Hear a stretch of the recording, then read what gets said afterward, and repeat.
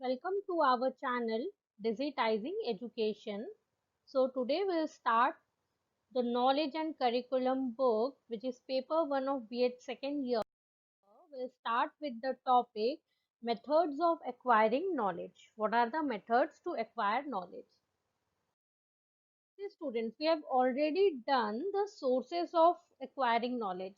So sources and methods both are little bit similar, but you can get two questions in your exam. You can sometimes get methods of acquiring knowledge and sometimes you get the sources of acquiring knowledge. And if we have already made a video in sources of acquiring knowledge, I have already explained you all the points. So you have to do that question also, and sometime in exam you also get this type of question, that is method of acquiring knowledge, method of knowing knowledge. So for that you have to write this answer. This points are little bit similar, but there is still differentiation between the two answer. So our first point is, for method of acquiring knowledge, appeal to authority. Okay, now what is authority? We have already done that in sources of acquiring knowledge, but still authority is power when you are in a position, any role. Like for example, see, I want to learn painting. मुझे painting सीखना है, तो मैं किस क्या कहाँ जाऊंगी? I'll go to a person or institute who is having like fine arts, and where I can learn painting, drawing and everything. Okay, so I'll go to particular domain. I'll not go to any random institute, random person, right? I want to learn music. I want to learn how to play piano. So I'll go to any musical institute, musical college, anything like that, authority. So that musical college, that music institute is what? Authority. It is having power. He is the expert in the field of music, right? So met, what is the method to acquire knowledge? किस तरह से हम knowledge को acquire कर सकते हैं, जो हमने पहले वीडियो में किया था, जिसका लिंक मैं आपको डिस्क्रिप्शन बॉक्स में भी दे दूंगी, ठीक है? और please subscribe the channel so that you will be getting more new videos on different topic. Okay, so method है किस तरह से हम नॉलेज को एक्वायर करेंगे.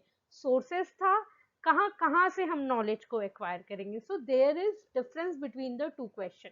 सो आपको पॉइंट्स भले ही थोड़े सिमिलर लगेंगे, but you can get these two different question in your exam. Sometime we get as method, sometime we get as sources. Okay, so appeal to authority. Now we knew that what is authority. ठीक है, एक expert जो होता है एक particular field में, एक power में होता है, एक domain में होता है, right?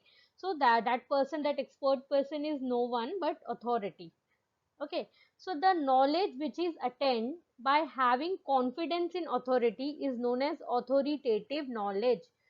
The knowledge which we attain, जो knowledge हमें कहाँ से मिलता है? किसी अथॉरिटी से मिलता है. लाइक हम ट्रस्ट करते हैं कि हाँ, हम इस पर्सन के पास जाएंगे, यहाँ जाएंगे तो we I get the knowledge. Okay, so the knowledge which is attained by having confidence in authority is known as authoritative knowledge. It comes from authority और specialist in a particular field of knowledge. जो भी हमने discuss किया, कहाँ से आता है knowledge? किसी अथॉरिटी से या किसी स्पेशलिस्ट से, किसी पर्टिकुलर फील्ड में. ठीक है, सो डिफरेंट फील्ड है नॉलेज का. नॉलेज का कोई लिमिट नहीं है, कोई बाउंड्री नहीं है. We can have endless knowledge, limitless knowledge. ठीक है, इतने डोमेन है, इतने फील्ड है, हम किसी भी फील्ड में नॉलेज गेन कर सकते हैं, किसी भी पर्टिकुलर डोमेन के स्पेशलिस्ट बन सकते हैं. So it comes from authority. But ये नॉलेज हमें कहाँ से मिलता है? किसी पर्टिकुलर अथॉरिटी से मिलता है, स्पेशलिस्ट से मिलता है. This method involve accepting new ideas because some authority figure state that they are true. हम बिलीव करते हैं कि हम किसी अथॉरिटी फिगर के पास जाएंगे तो हमें वहीं से जो नॉलेज मिलेगा वो बिल्कुल सही होगा, और जो भी हम आइडियाज देते हैं वो भी वो अथॉरिटी जो है, जो स्पेशलिस्ट है, उसको एक्सेप्ट करता है. इसका एग्जाम्पल हुआ teacher, scientist, philosophers, professor, economist etcetera. So ये क्या है? ये कुछ नहीं है बल्कि वो अथॉरिटी, अपने फील्ड के अथॉरिटी है, वो अथॉरिटी है, स्पेशलिस्ट है, एक्सपर्टीज है. Teachers are accepted as an authority and great source of knowledge by learner. तो एक लर्नर के लिए सबसे बड़ा सोर्स अथॉरिटी का क्या कौन होता है? टीचर्स। उसको हम एक टीचर को हम आइडल मानते हैं कि जो हमारा एक आइडल टीचर होता है, जो भी वो हमें कहता है सब ठीक है। ठीक है, सो हमारा फर्स्ट पॉइंट था मेथड का appeal to authority. Now appeal to tradition. Okay, now tradition क्या है? See, in specially in India, okay, we all follow different tradition. Okay, for example, Hindu, Muslim, Sikh, Isai, all these are what tradition. We all follow some tradition. कोई किसी भगवान को मानता है, someone follow Krishna, someone follow Ram, someone follow Durga माँ. So ये सारी चीजें जो है वो हमारे ट्रेडिशन में आते हैं, हमारे रिलीजन के हिसाब से कुछ ट्रेडिशन पहले से बने हुए हैं जिसको हम फॉलो करते हैं। ठीक है ना, कोई मंदिर जाता है, कोई मस्जिद जाता है, कोई गुरुद्वारा जाता है, तो वो जो कल्चर, जो भी हम कल्चर, रिलीजियस कल्चर या ट्रेडिशन जो भी हम फॉलो करते हैं ना, तो वहां से हमें बहुत सारी नॉलेजेस आती है। ये भी एक मेथड है नॉलेज एक्वायर करने का, नॉलेज गेन करने का। हमें अपने ट्रेडिशन, अपने कल्चर से भी बहुत सारी नॉलेज मिलती है। For example, different religion, different culture क्या है, अलग अलग लैंग्वेज फॉलो करता है, अलग अलग ट्रेडिशन फॉलो करता है, लाइक अलग अलग बिलीफ फॉलो करता है। ठीक है ना, तो हमें अपने ट्रेडिशन से भी नॉलेज गेन होती है। We depend on our tradition for the solution of many problem we might face in our life.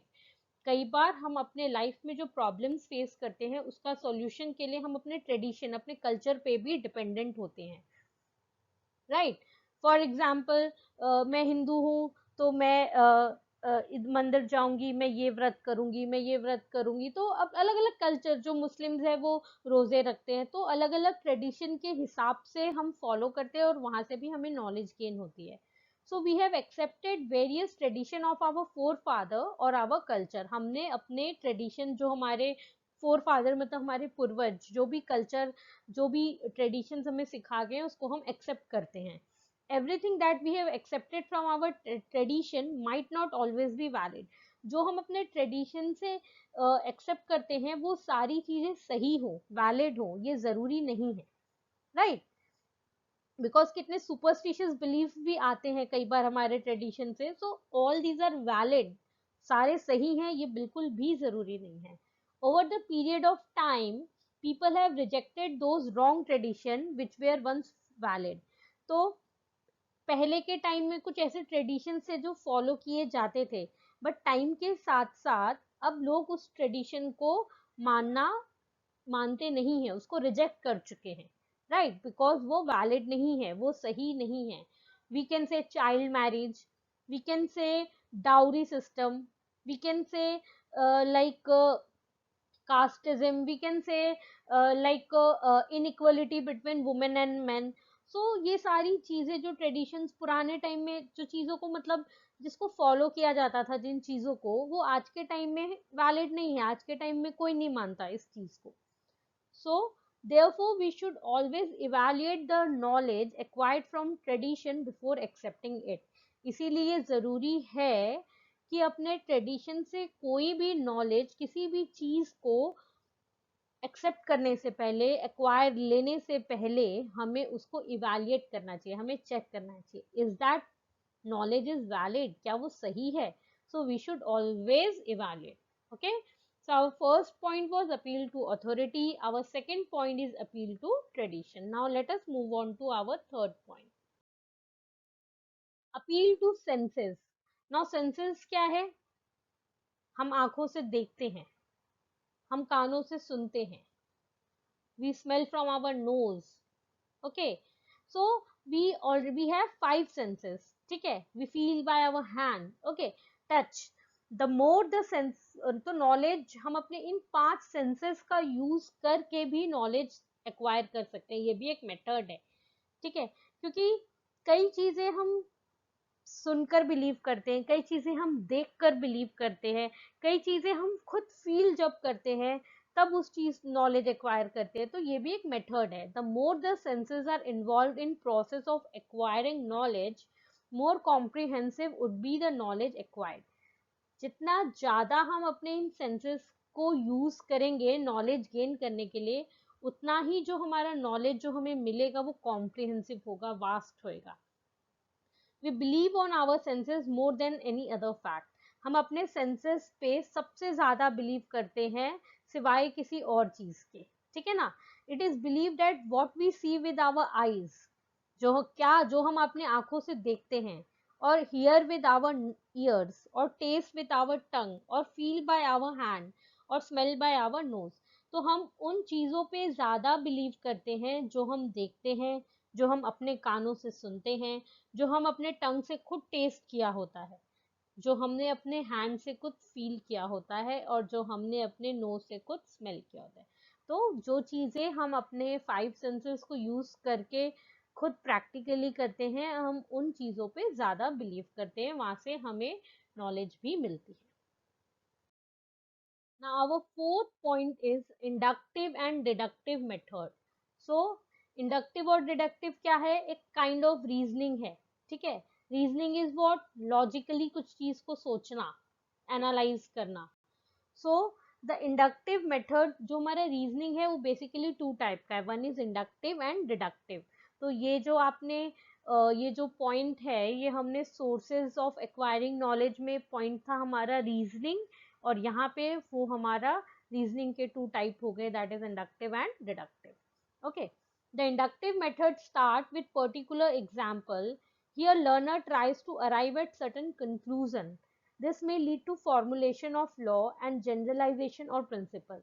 So inductive method क्या है? हम पर्टिकुलर किसी एग्जाम्पल से स्टार्ट करते हैं, लाइक कितने प्रिंसिपल्स बने हैं, लाइक फॉर एग्जाम्पल मैथ में कितने रूल्स और रेगुलेशन है, ठीक है।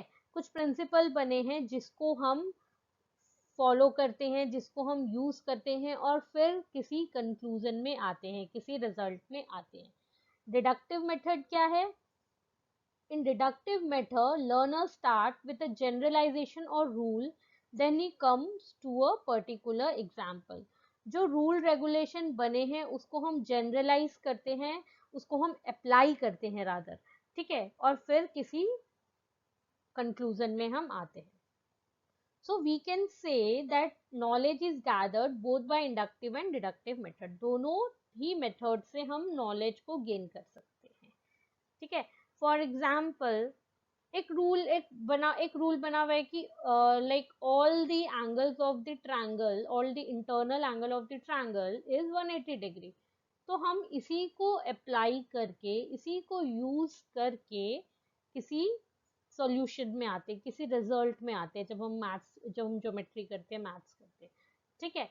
फॉर एग्जाम्पल एल्जेब्रा में फॉर्मूला है a square a plus b whole square is equal to a square plus b square plus 2ab। तो जब हम इसको प्रैक्टिकली करते हैं, इस फॉर्मूला को यूज करके ही हम अपने इक्वेशन को सॉर्ट आउट करते हैं, सॉल्व करते हैं और रिजल्ट में आते हैं। Okay, so that is inductive and deductive example of our inductive and deductive method. So what is our fifth point? It is appeal to experiences. Experience एक बहुत बड़ा मेथड है एक्वायर नॉलेज को एक्वायर करने का।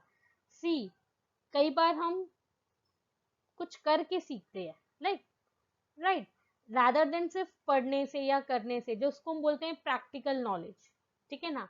हम अभी तक सिर्फ पढ़ाई कर रहे हैं, पढ़ते जा रहे हैं, बट जब हम उसको अपने प्रैक्टिकल लाइफ में अप्लाई करते हैं, ठीक है, तब हमें उसका एक्चुअल यूज पता चलता है। तो जो नॉलेज जो है हम अपने एक्सपीरियंस से भी सीख सकते हैं, ठीक है। Knowledge can also be gathered by experiences.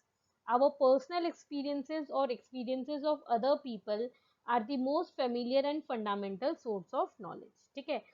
Knowledge हम अपने पर्सनल लाइफ एक्सपीरियंस से भी सीख सकते हैं, या किसी और के लाइफ से भी इंस्पायर होके या उससे भी एक्सपीरियंस ले सकते हैं। We learn many things from our day to day life and what goes around us। तो हमारे लाइफ में जो चल रहा होता है, और जो हमारे आसपास, हमारे सोसाइटी में, हमारे सराउंडिंग में चल रहा है, उससे भी हम नॉलेज को एक्सपीरियंस कर सकते हैं, गेन कर सकते हैं। इंट्यूशन। ना, व्हाट इज इंट्यूशन? कभी हमें अचानक से सडनली एक स्पॉन्टेनियस एक फीलिंग आ जाती है ना, जैसे मुझे लग रहा है ना कि ऐसा होएगा, ठीक है। तो ये कुछ भी नहीं है, ये एक इंट्यूशन है। इसमें ना हम कुछ कैलकुलेशन नहीं करते, कोई लॉजिक नहीं लगाते, एक सडन फीलिंग आती है कई बार हमारे अंदर, एक गट फीलिंग जिसे कहते हैं, ठीक है, दैट इज इंट्यूशन। हमें लगता है कि ये चीज होएगी and that becomes true also. Okay, कई बार वो फेक गलत भी हो जाती है हमारी इंट्यूशन, और कई बार सही भी हो जाती है। तो ये हर कोई कभी ना कभी अपने लाइफ में एक्सपीरियंस करता है, इंट्यूशन आती है हमको किसी ना किसी चीज की। फॉर एग्जाम्पल हम कहते हैं ना, मुझे लग रहा है आज ये चीज होएगी, आज वो होएगा, तो that is sudden spontaneous feeling is nothing but intuition. The knowledge gained out of intuition is spontaneous and sudden. तो जो knowledge हमें intuition से मिलती है वो spontaneous होती है, suddenly हमारे अंदर कोई feeling आती है, अचानक से, जिसे कहते हैं। Senses are mind and mind are not involved during intuition. तो जब intuition होती है वो एक sudden feeling होती है, तो उसमें हम senses या mind कोई logic नहीं use करते, वो सब नहीं involve होते। Anyone can experience it at different point of time. As I said you कि इसको हर कोई लाइफ में कभी ना कभी एक्सपीरियंस करता है। Intuitive knowledge is when a person reaches a conclusion without step by step evaluation. तो इंट्यूटिव नॉलेज क्या होती है, जब एक इंसान किसी कंक्लूजन, किसी एंड रिजल्ट में, किसी रिजल्ट में या कोई डिसीजन लेता है या कुछ कहता है, उसमें वो कुछ स्टेप बाय स्टेप इवैल्यूएशन नहीं करता कि ये हुआ इसलिए ऐसा होएगा, या ये हुआ या इसलिए ऐसा होगा, एक सडन फीलिंग है, इट्स अ सडन फीलिंग, कोई लॉजिक कोई फैक्ट फिगर इन्वॉल्व नहीं होते इसमें। Our seventh point is concentration and meditation. So yes, so it is also one of the very important method to acquire knowledge. अगर हम concentrate करेंगे ही नहीं किसी चीज पे, तो how would we learn, how would we acquire knowledge? So yes, concentration is very essential. And meditation भी, आज के टाइम में इतना बिजी है सबकी लाइफ, इतनी स्ट्रेसफुल है, सो मेडिटेट करना is also very good activity, right? So concentration is a mental activity where the person concentrating focuses his mental energy on aids like a candle flame, idea, breathing, mantras, etc.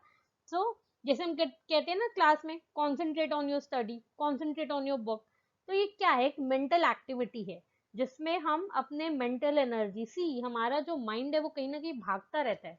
तो जब हम जिस, we are in a classroom, हम classroom में है, but मेरा ध्यान कहीं और है, मेरा ध्यान प्लेग्राउंड में है, खेलने में है, या कहीं और है, तो हमारा जो माइंड है उसको एक जगह पे कॉन्सेंट्रेट करना, उसको एक जगह पे लगाना, जिस फिजिकली हम जहाँ पे प्रेजेंट हैं उसी जगह पे लगाना इज वेरी एसेंशियल। किसी जगह पे हम फिजिकली तो होते हैं, बट मेंटली हम कहीं और होते हैं, हम कुछ और सोच रहे होते हैं, हमारा ध्यान कहीं और होता है। तो ये क्या है, एक मेंटल एक्टिविटी है where the person concentrating focuses his mental energy, वो अपने मेंटल एनर्जी को किसी जगह पे लगाता है।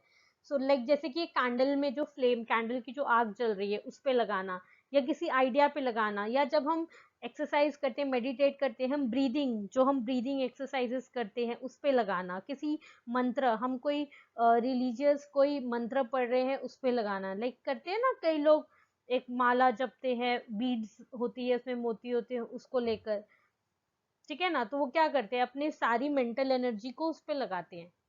इन meditation, person meditating concentrate for a longer period of time, both of them are foundation of attaining language. तो मेडिटेशन और कॉन्सेंट्रेशन एक बहुत बड़ा फाउंडेशन है नॉलेज को गेन करने के लिए, ठीक है। तो जब हम मेडिटेट करते हैं, हमें कोशिश करते हैं कि हाँ अभी 30 मिनट्स के लिए मैं, जैसे हम कहते हैं ना भगवान की तरफ ध्यान लगाना, तो एक स्पिरिचुअल एनर्जी में हम अपने मेंटल एनर्जी को लगाते हैं उस टाइम पे। So while meditating or concentrating, a person can make inferences, he can even make a link of fact and knowledge to something meaningful. तो जब हम meditate या concentrate कर रहे होते हैं तो हम linking कर सकते हैं facts का, हम किसी चीज को relate कर सकते हैं और कुछ meaningful knowledge gain कर सकते हैं। Now our eighth point is observation and related processes. सी, कई बार हम कई चीजें सिर्फ ऑब्जर्व करके सीख लेते हैं, राइट। आप देखोगे छोटा बच्चा होता है, वो क्या करता है, सबसे, जब वो बोल नहीं सकता तो क्या करता है, ऑब्जर्व करता है, उसके घर पे जो बाकी उसके फैमिली मेंबर उसके पेरेंट्स कर रहे होते हैं ना, वो उसी चीज को ऑब्जर्व करके सीखता है, राइट। सो ऑब्जर्वेशन एक बहुत बड़ा लर्निंग मेथड है, नॉलेज गेन करने का एक बहुत अच्छा मेथड है। नॉट ओनली कि एक स्मॉल किड के लिए, जब हम कुछ भी करते हैं, कई चीजें हम सिर्फ दूसरों को, कई नॉलेज हम दूसरों को ऑब्जर्व करके भी गेन कर लेते हैं।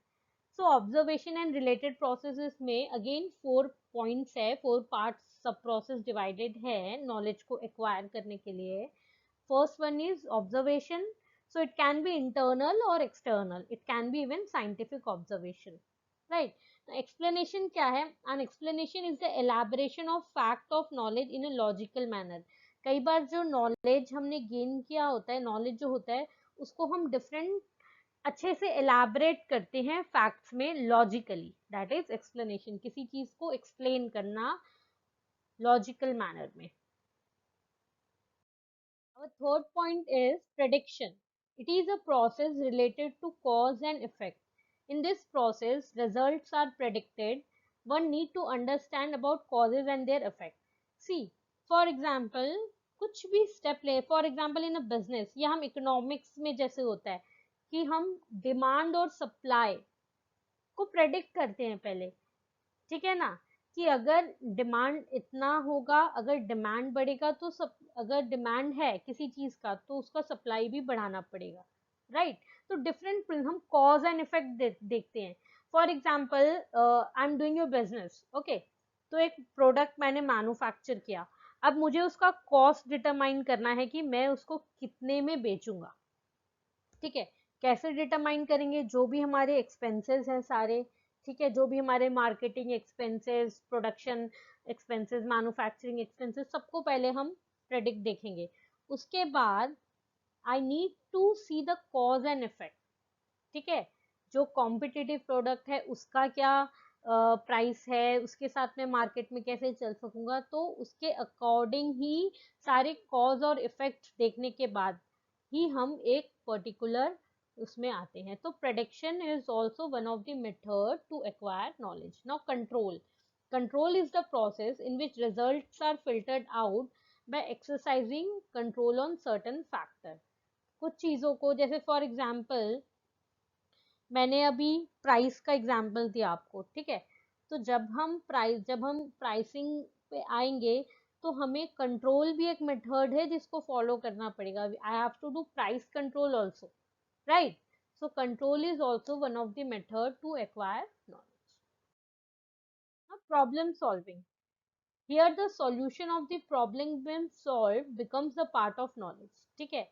so problem solving is also an effective tool to acquire knowledge, ठीक है।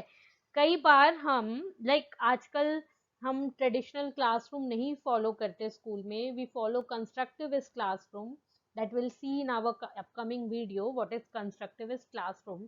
इसमें क्या होता है ना, जैसे हमें एक चीज को टीचर ने समझा दिया और उसको हमने रटाफिकेशन जो प्रोसेस होता है उसको हमने मेमोराइज कर लिया और हमने सीख लिया। No, now the learning method has been change. What we, हमें हमें problem solving method techniques use करके पढ़ाया जाता है। हमें केस स्टडी दिया जाता है, उसको हम सॉल्व करते हैं, ठीक है। और उसको सॉल्व करने से क्या होता है, हमें नॉलेज आती है। फॉर एग्जाम्पल हमें केस स्टडी दिया गया है, तो जब हम उसको सॉल्व करेंगे हम उसका बहुत प्रोस एंड कॉन्स देखेंगे, क्या क्या कर सकते हैं, क्या क्या हो सकता है। तो प्रॉब्लम सॉल्विंग मेथड से, किसी प्रॉब्लम सॉल्विंग मेथड का इंस्टीड ऑफ मेमोराइजिंग, एक पर्टिकुलर चीज को मेमोराइज कर लिया, लर्न कर लिया, ये है तो चलो ठीक है इसको लर्न कर लिया, नो, हम उसको खुद cause and effect देखकर जब सॉल्व करते हैं, then this become one of the good method and one of the main source of acquiring the knowledge. So we have already seen all the methods to acquire the knowledge. So if you have any doubt, any question, you can write me at our email ID, that is digitizingeducation376@gmail.com. Please like, share and subscribe our channel Digitizing Education for more videos. Thanks. Bye bye.